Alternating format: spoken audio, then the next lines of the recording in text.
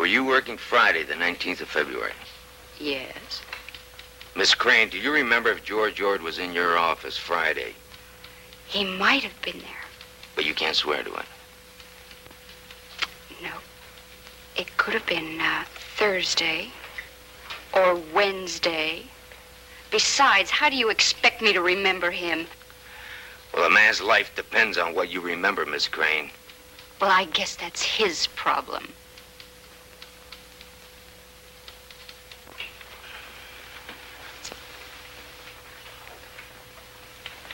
Where'd you have lunch Friday? I brought my lunch. Where'd you eat it? There's a little park about a block from the office. When you got back to the office, you were as high as a kite. I did my work. Well, you don't remember anything. Do you turn on every day, Miss Crane? That is my business. Not anymore, it isn't. Mr. Thomas would be interested in knowing he has a pothead sitting outside his office. Come on now, I'll lose my job. And Mr. Thomas knows my folks. He'll tell him. Well, I guess that's your problem. Dan, I'd like to talk to you for a minute. Prepare a statement, Sergeant. Never sign it.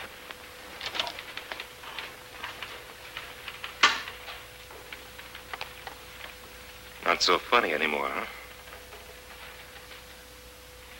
Well, you turn over a rock and that damnedest thing's crawl out. Forget about her. It's not easy.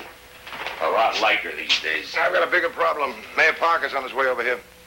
So? So I think we better go ahead without him. What do you mean? I mean, George Ord, I think you better pick him up. All right. We know his alibi's no good, and if he found out what kind of a tramp his wife was, he most certainly had a motive.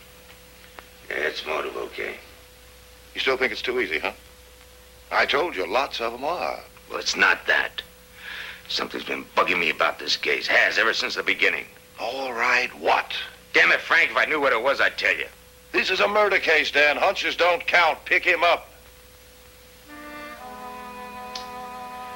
All right. I'll have him back in half an hour.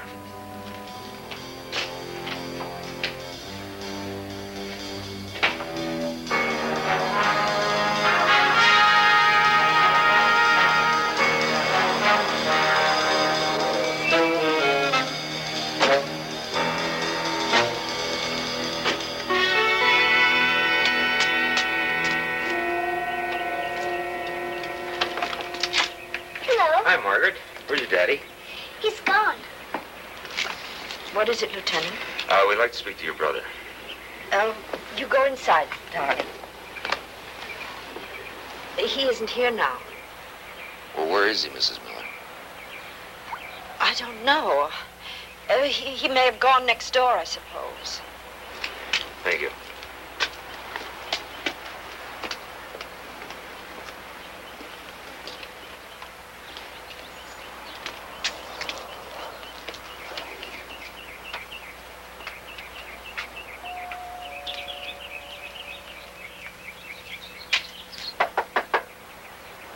Lieutenant!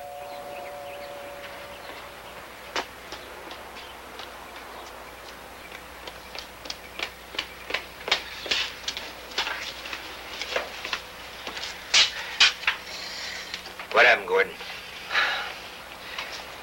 He was heading for the car. I asked him where he was going. He said he had something in the trunk. Well, I thought it was important, so I said I'd get it. Next thing I know, I was lying here. Me and this lump on the back of my head.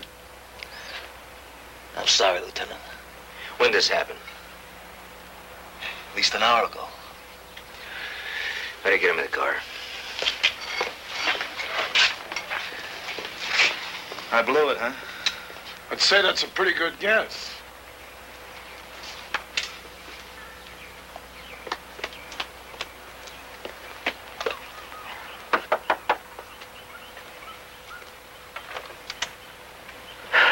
You knew he left, didn't you? I didn't know. I mean, he could have... He's going to bring me a present. I told you to stay inside, Margaret. When is he going to bring you a present, honey? When he comes back from his trip. And where did he go? He took a suitcase and he went away. Didn't he, Aunt Lee?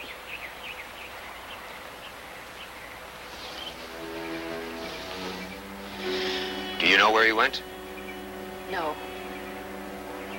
He just asked me for some cash and said he'd be in touch. How much cash? Everything I had put away, nearly $600. You know this won't do him any good, Mrs. Miller. I tried to tell him. If you hear from him, tell him again.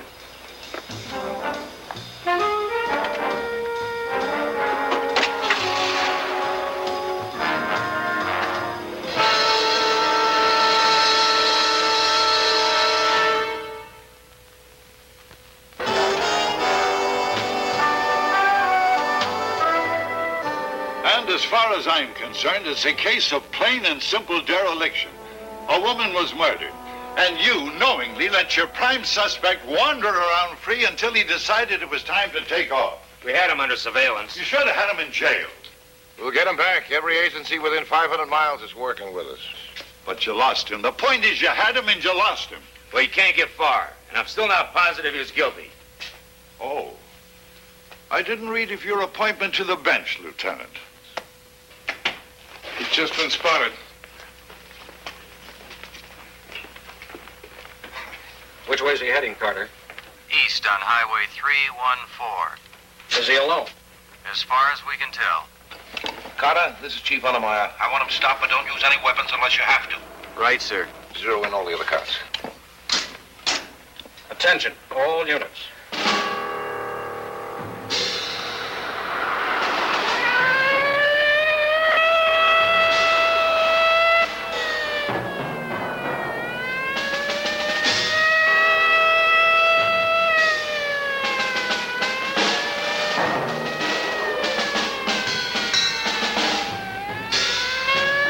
Not about to pull over. Untermeyer said no weapons. He said unless you have to.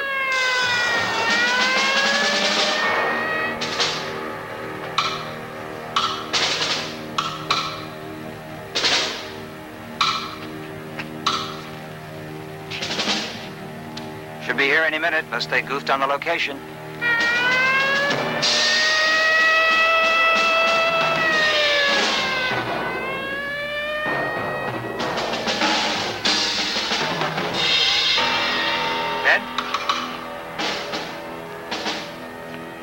I think I hear him now.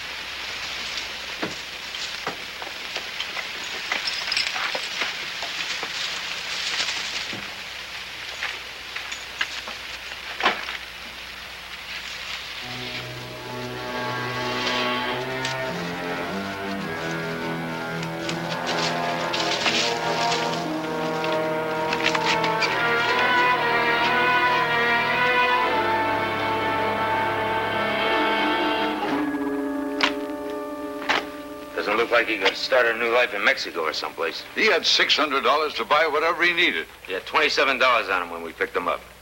They checked the car. Doing the best they can.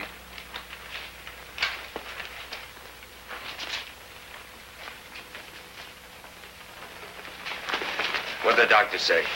They checked him out and let him rest. All he needed was a couple of stitches. We can talk to him as long as we want. Okay. Take him in there.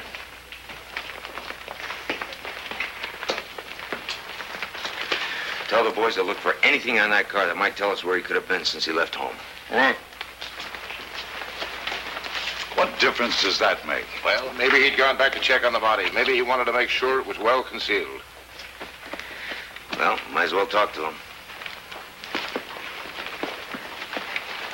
Do you mind if I sit in on it? Could I stop you, Jack? Afraid not. And by all means, sit in. Thank you.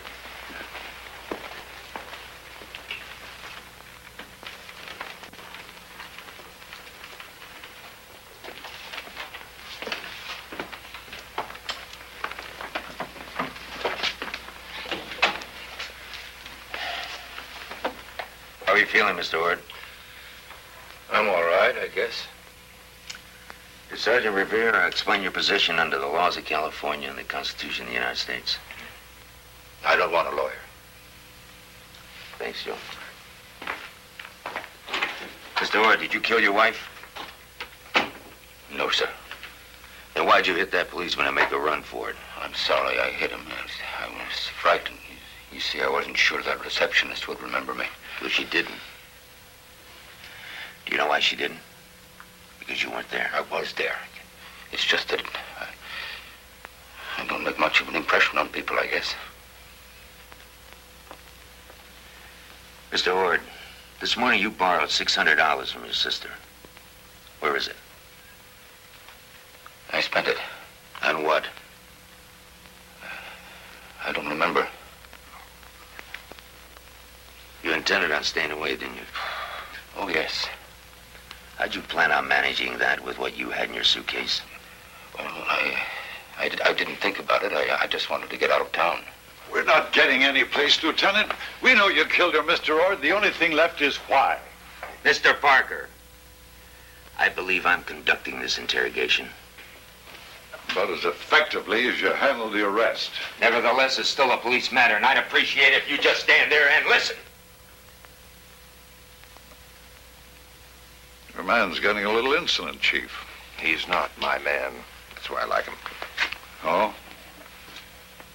Well, you get this straight. From now on, don't expect any favors from me. I don't think you owe me any. I didn't even vote for you.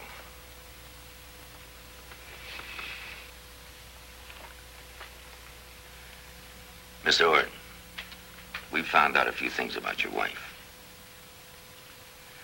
We have reason to believe she had involvements with other men.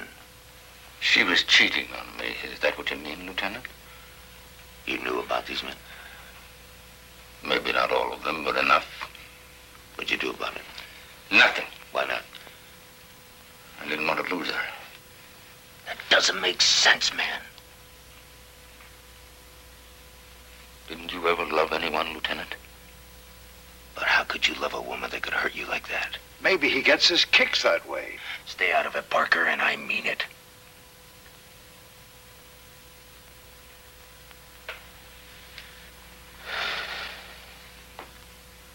Mr. Ord, how could you still love her?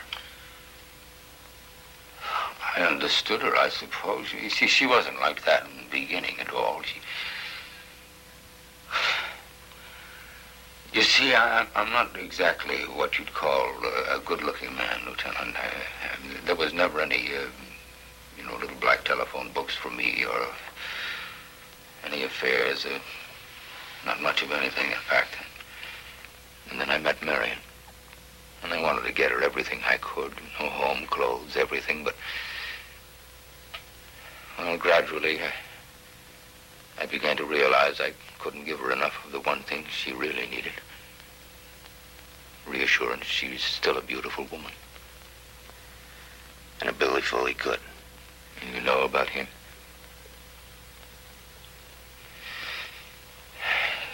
Yes, I guess he could. I suppose he could make her feel like she was 20 again. And there were other men. Brian Hagan. Gilman. Thurston. Marion isn't like other people, Lieutenant. She's a frightened little girl. She thinks all she has to offer me or anyone is her looks, her body, her sex. And she was special, Lieutenant. When the years started getting to her, when those lines came around the eyes and around the neck, she began to panic,